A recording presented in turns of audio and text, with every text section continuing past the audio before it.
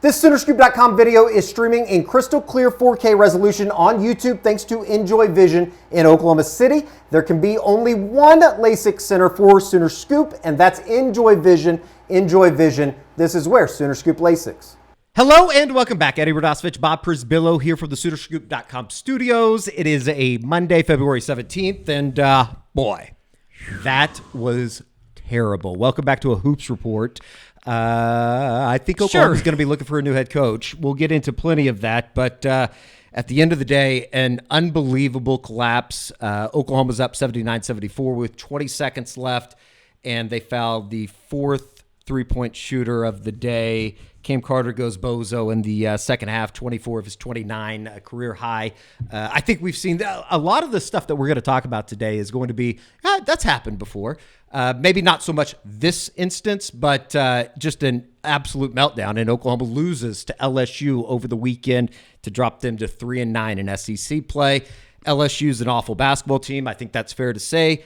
How are we, Bob? It's been a trying 24 hours here. It has, and because you've lost all your outs. We've said at time, well, okay, all your losses are quad one. You've got all these quad one and quad two wins. No bad defeats. That's all out the window now. All that goodwill you had with Michigan, Arizona, Louisville, that's done. Yeah. Because now you've got, this is a stain. This is like one of those, how do you come back from?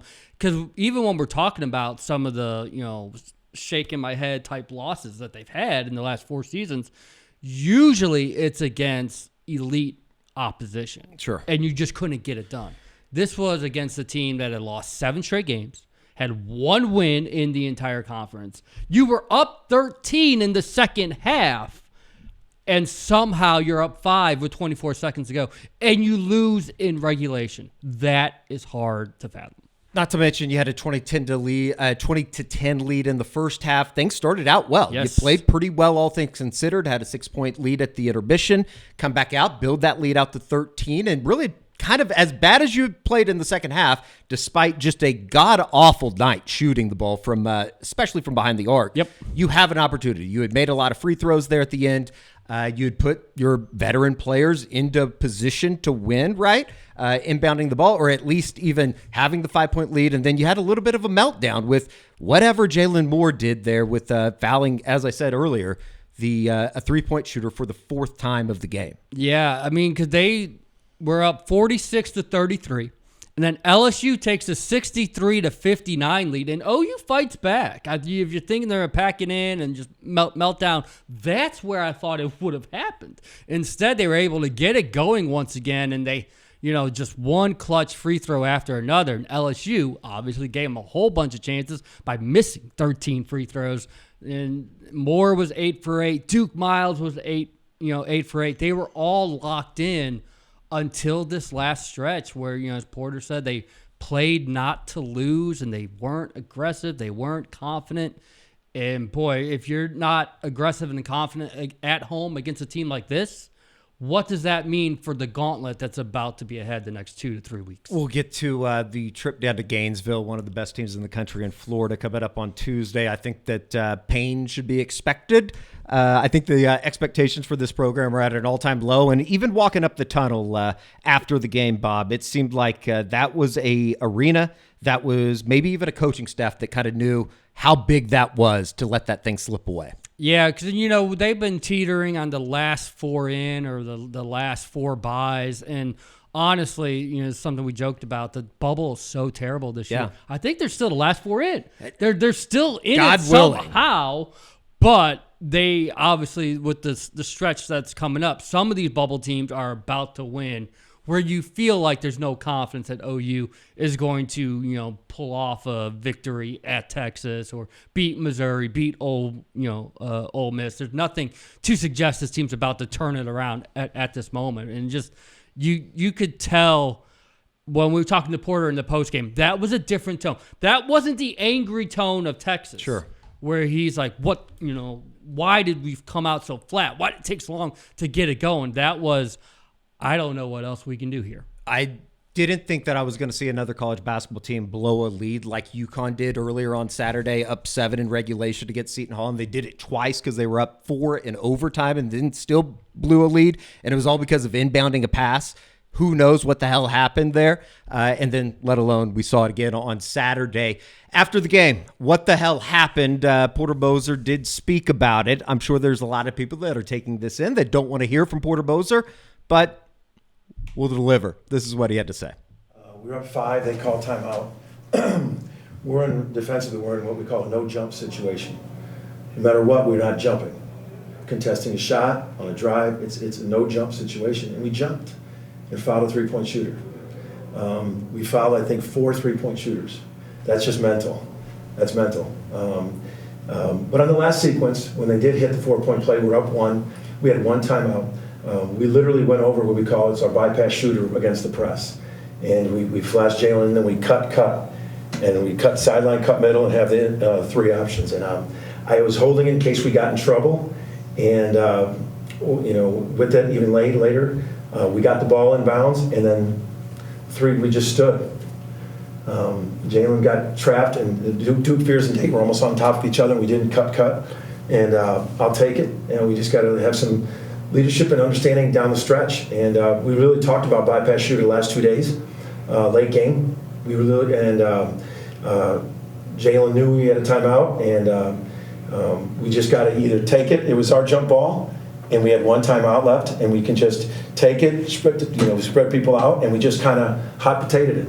And for us being disorganized, that's on me. I mean, I know we talked about it the last 2 days, but it eventually, and that's what I told everybody. I said, if right there we got it in, Jalen was 8 for 8 from the foul line, but we got to cut, and get space to have passing options, and we just literally froze and stood, and 3 guys almost on top of each other was just looking at Jalen. A critical error that just can't happen. You can't put yourself into that spot, right? You go back to, they're even up 7, and I know that Porter talked about it after the game, but you miss a layup on one end, up 7. Sam Godwin does, transition. You foul the 3-point shooter all of a sudden. It's a 6-point swing after all said and done, after you make the 3 and then obviously make the free throw. But just unbelievable. It really, truly is. And now you're headed into a direction where I think that there is a reality here, and I think everybody out there knows it, that the odds to make the NCAA tournament extremely going to be tough, even if they're still in it today. Yep. With knowing what's to come, it seems like we are headed down a road where there is going to be some type of decision that has to be made. I know that George Stoya, we'll talk to him about the women's basketball team here shortly, sunk into the numbers. We're talking about a $7.8 million buyout. Certainly feels like Oklahoma would have the money, but I just don't know where else this thing goes, because I think you're also in a spot where you can hire a new coach, and the same problems that have presented with Porter are going to be presented with the next new head coach. So it's kind of I don't know. It's a situation. I know that. And you go back to that. It shouldn't be a situation. I think he should be fired, by the way, just so we're clear. You go back to that last play, and he's not wrong. Jalen Moore catches it in the corner. And you watch the TV version of it, and Jeremiah Fears, Duke Miles, Dayton Forsythe are just standing there until the last second. Fears tries to cut to the middle, and that's why Jalen tries to make that pass to try to get it to Fears. And, some of that is maybe after Cam Carter makes that 3, you need to tell him 2 things. 1, we've got a timeout. Right. You're nervous. You're worried. Call it. 2, got possession arrow.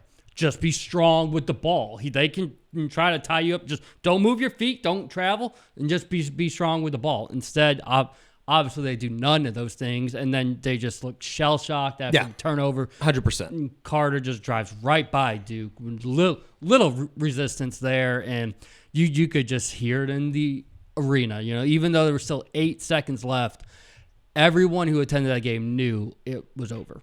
Sucks. It sucks. I feel bad for him into a point, but then there's another point where I think that this was kind of a culmination of a lot of things that have really started to add up over time. And we've seen Oklahoma blow leads, especially in the second half of games, particularly in games at the Lloyd Noble Center. And I think this is a fan base that simply had enough of seeing this shit over and over and over again. And that's where it would go back and forth, right? If you had a sold-out crowd, because it wasn't even close. Sure. On Saturday. We all know that. I did give credit.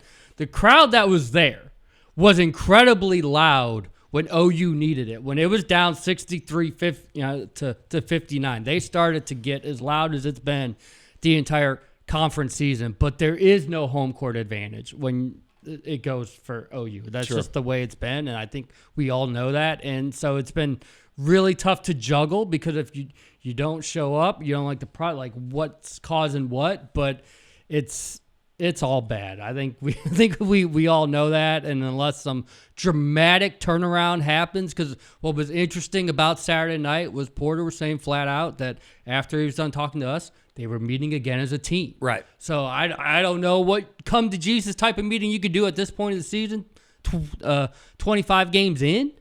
But is there going to be something that looks different in Gainesville? Not saying they'll win, because we all know that's one heck of a chore. We saw South Carolina, as we're waiting for Porter. Sure. South Carolina makes 10 of 11 shots against Florida to be up by like 1 and then lose by 20. It's like there's just a switch that the Gators are going to be able to turn on when they want to. But is there anything that looks different Tuesday that gives you hope for Saturday against Mississippi State? Or for next Wednesday against Kentucky? Because now you are at a point where you have to win every single home game. You've got Mississippi State, you got Kentucky, you have Missouri. You have to go 3-0, and then you're at 19, maybe. But man, we are such a far away from even believing that they could run off 3 elite victories like that. Mississippi State had a phenomenal win on the road at Oxford over the weekend.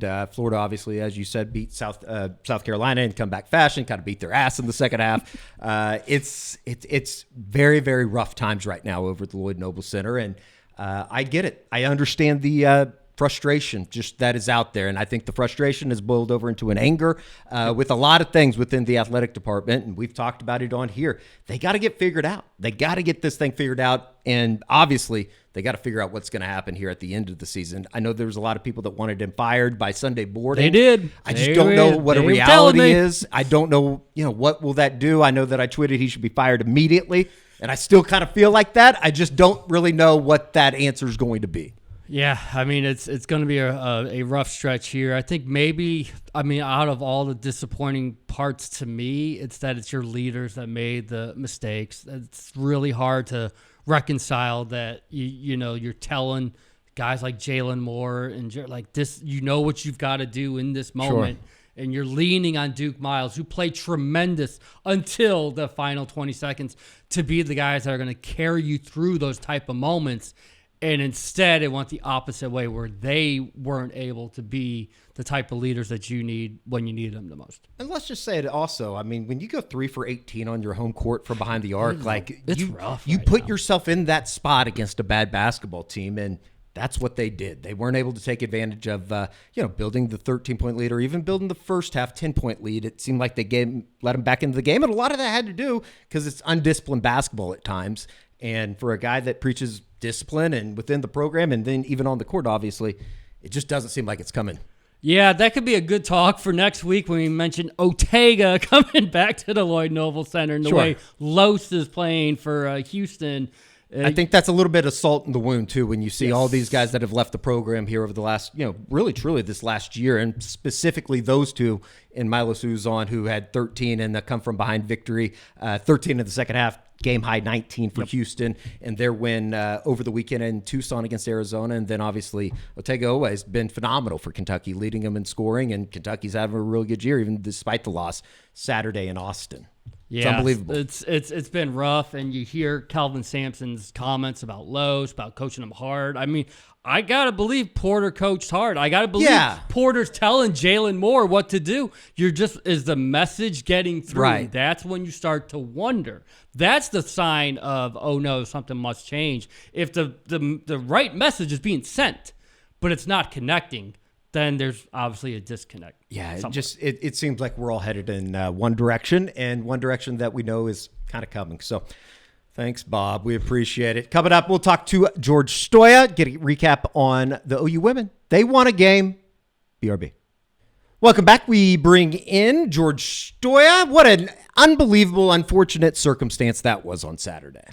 Yeah, that was not good. It was unbelievable. I was watching, and I just let out a oh my God, and a few expletives for what I was watching. I could not believe those last, because the thing is that Eddie, and I know you and Bob talked about it, but they blew the 13-point lead. Yeah. I think it was 13-point lead with, I don't know how many minutes, but it wasn't, a They lot got the left. 13-point lead with like 16, 15 minutes left. Yeah, They and came you out thought kind of they were antsy. going to run away with it.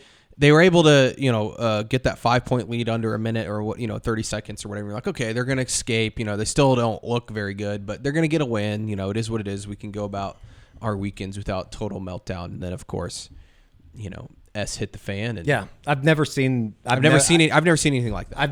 I have, and we thought we had seen it on Saturday afternoon with the way that UConn threw up all over themselves against Seton Hall, but this one obviously meant a little bit more. I don't think UConn's thinking about a head coaching change right now unless Dan Hurley kills somebody over the next 48 hours, which I think is probably on the table considering how UConn's playing. But Oklahoma is in a situation, obviously, we've talked about it on the Unofficial 40. We talked about it here on the Soonerscoop.com YouTube channel just in terms of what the future looks like. I mean, I think that I don't want to speak for you, but it feels like this thing with Porter Moser's coming to an end. Yeah. You did the numbers, you did the math, which I'm sure was not the easiest thing in delving through his contract. We have found a buyout, though. $7.8 million. Kind of just discuss. 6.5. 7.865. 7.65. 7.65. There you go. 7.65. I think I said 7. Either way, $7.65 million. Still a lot of money is going to be benefited well if they are to make that, and kind of feels like we're going to. I'm kind of talking out of my ass. Yeah. You got those numbers, though. Just kind of talk us through how you got there and how that would break down from a buyout standpoint. Yeah, so Porter's contract, one thing, he's only received one extension in his 4 years in Oklahoma, and it was after, I believe, his first season in the summer of 2022. They gave him an extension, extending him from 2026 through 2028. So he's got 3 years left on his contract. He hasn't received a lot of raises in his time. In fact, he's only received the ones that have been built into his contract, except for the one last summer. He received just a $100,000 raise last summer, which is equal to about a 3% increase in his salary this year, which also does not play into this buyout if they were to buy that. So 3 years left on his contract. OU basically owes him, if they were to fire him, whatever's left of his remaining salary. So that would be his base salary, which is $300,000, additional salary, which is $2.7 million, which goes up annually by $100,000. That's that built-in raise I was talking about, and the annual stay benefit, which was something that they added into the contract. I think $200,000 a year. Right. Yep. That was added in a couple years ago. So add that all up. I think it was $10.2 million. Yep. And then in the contract, it's they have to pay 75% of that monthly. So what that means is OU has to pay the $7.65 million, which is the 75%, until June 30th, 2028, which is when his contract was supposed to be up, or until he finds another full-time job. So if Porter Moser were to be fired by Oklahoma, say in April, and he gets a job at Loyola, right? Say they hire him back, or a mid-major hire him as a head coach. OU technically wouldn't have to pay that buyout. They would not have to pay that money. Now, I think the most likely scenario is Porter goes somewhere for a year or two, gets an assistant job, kind of like what you're seeing with Wes Goodwin at Oklahoma, where Oklahoma's not paying him a whole lot of money because Clemson's paying his buyout. So Oklahoma's going to have to pay some of that buyout. But the odds are, I would think, that Porter in the next 3 years would get another full-time job, whether that's being a top assistant or a head coach somewhere, and you wouldn't even have to pay that $7.65 million. And at the same time, Eddie, it's paid monthly. So I know there's a lot of people out there that are like, well, you can't afford the $7.65 million. One, that's not true. They could come up with the $7.65 million, I think, if they really wanted to fire the guy. And two, they're paying it monthly. So it's not one lump sum. Right. You're just paying him around $212,000 a month over the next 36 months. Pretty good deal if you can get it, I guess. Yeah, so now it would be interesting, like say they do fire him and say he wanted to do CBS studio work or something. Yeah. They would continue having to pay they'd that have to out, pay, correct? Yep, they'd have to pay that out. So any of those situations, it would be the same. And same, if he were to get, again, a lower, assistant job somewhere, which I think could happen, OU would be paying that buyout, and whatever school he went to would probably give him a very low number because OU's paying that contract. I mean, I don't want to speak for you, but it kind of feels like this is the direction they should go at the end. Look, I think so. That's my personal feeling on it. If you can afford the contract buyout and also be competitive in the coaching market and NIL market over the next few months and go get yourself a new head coach, whoever that may be, to point the program in a different direction, I think that's probably the right move. It just feels like, the what happened on Saturday, unfortunately, isn't a new feeling for Oklahoma over the last few years. And we've talked a lot on the show about the resources and the arena, and they need more NIL money and all of that. None of those things are why OU blew a 5-point lead in less than 24 seconds on Saturday against a bad LSU team. And that's the part that's hard to justify keeping Porter Moser, where I think he's a great guy. I think he's probably a good basketball coach in some ways. It just hasn't worked out here. And I think that when you look at the buyout number, it's actually, I know a lot of people are like, that's a lot of money for a basketball coach. It's actually, I don't even think it's in the top 50 for buyouts in college basketball right now. So it's actually not that much money. And when you think about, you have to pay it monthly, and the odds of him getting another full-time job in the next 3 years, so you wouldn't even have to pay the full $7.65 million, I think it's almost a no-brainer. Right. It kind of is what it is. It's a uphill battle. Across the hallway, though, you have an Oklahoma women's team that did bounce back. Obviously, they beat Auburn. We talked about that last week.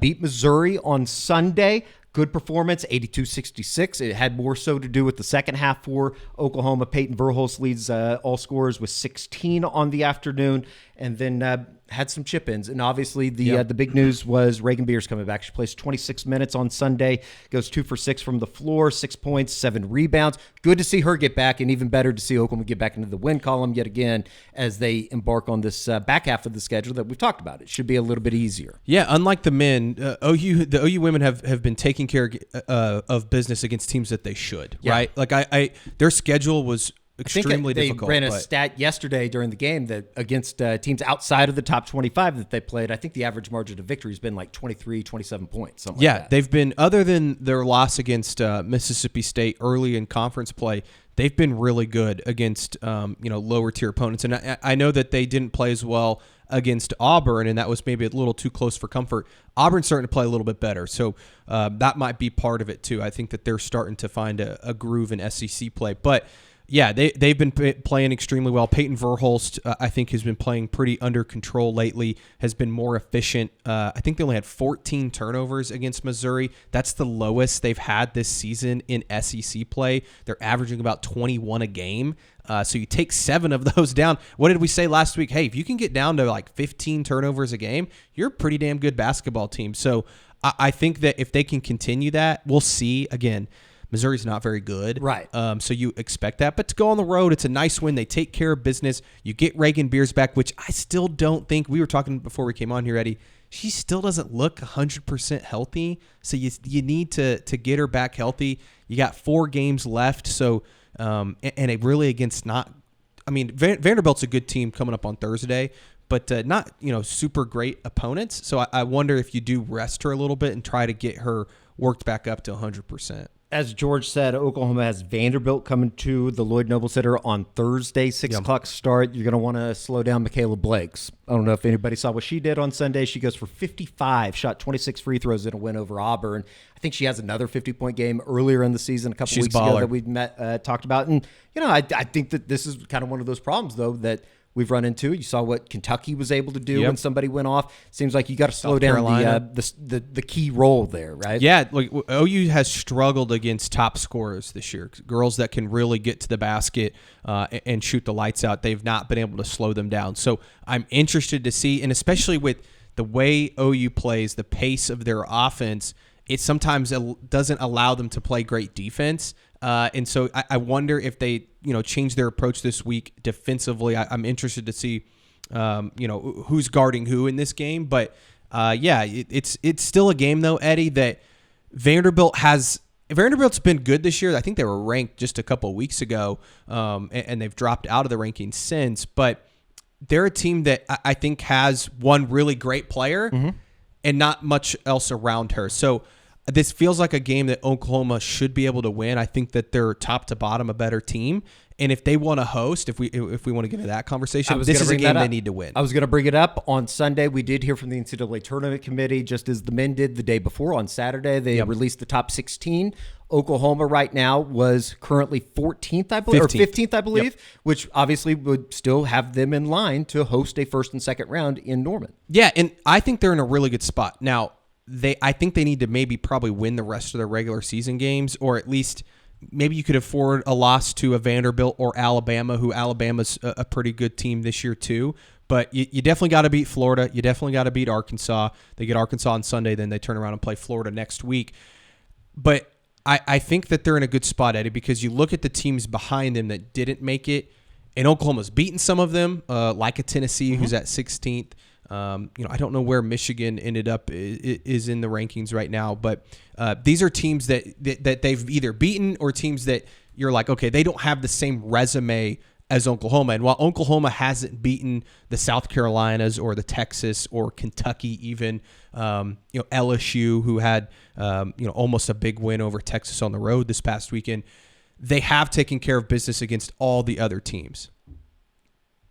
Texas is pretty damn good. I think Texas could win the national title. Absolutely. And which is crazy because Oklahoma had them on the ropes. LSU had them down by 9 yesterday, and they came back, stormed back in the fourth quarter, and it was a hell of a game. Yeah, Texas is playing really well right now. UConn is playing really well. South Carolina's kind of fallen off the last couple of weeks. Yeah. What a day for the Fuda. What's her name? First, I can't remember her first name. Aziz Fuda. Yeah, I think so. She was unbelievable yesterday in South Carolina. Yeah, what did she score, like 27 or 26, I believe. Yeah, I think in her last 2 games she has like 65 points or something crazy. Unbelievable. But they're playing well. USC with the big win over UCLA last week as well. Last week on Friday, and then USC and UCLA both were pushed on Sunday night at Washington for USC, and then UCLA got pushed on Sunday evening by Michigan State. There's like 8 to 10 teams that I think you could legitimately convince me they could win the national title. Sure. I just think OU's outside of that group. No, But I agree. I do think this team can make a Sweet 16, and getting that regional, I was listening to Jennie Baranczyk the other day talk about it. Last year they were just on the outside and they had to go to Indiana, and they ended up losing in a heartbreaker on the road. And she's like, think about if that game was in Norman. Maybe they win that game and they do make the Sweet 16. Sure. That's the difference this year. They've got to finish the season strong. They should win these last 4 games, go into the SEC tournament feeling good about themselves and their spot in those 16 seeds, and maybe you get to host one and finally get, that breakthrough that Jennie Baranczyk's been looking for in her career, where she's done really good, right? She's won a couple Big 12 titles. She's made the NCAA tournament. I think she's won a game in the NCAA tournament all 3 years she's been here. Now it's time to make the next step, which is making the Sweet 16. Absolutely. We appreciate it, George. Thank you for dropping by this afternoon. That's going to do it for the Hoops Report. It's been very fun talking about this. For George Stoya and Bob Brisbillo, I'm Eddie Radosevich. We'll see you back here on the SoonerScoop.com YouTube channel.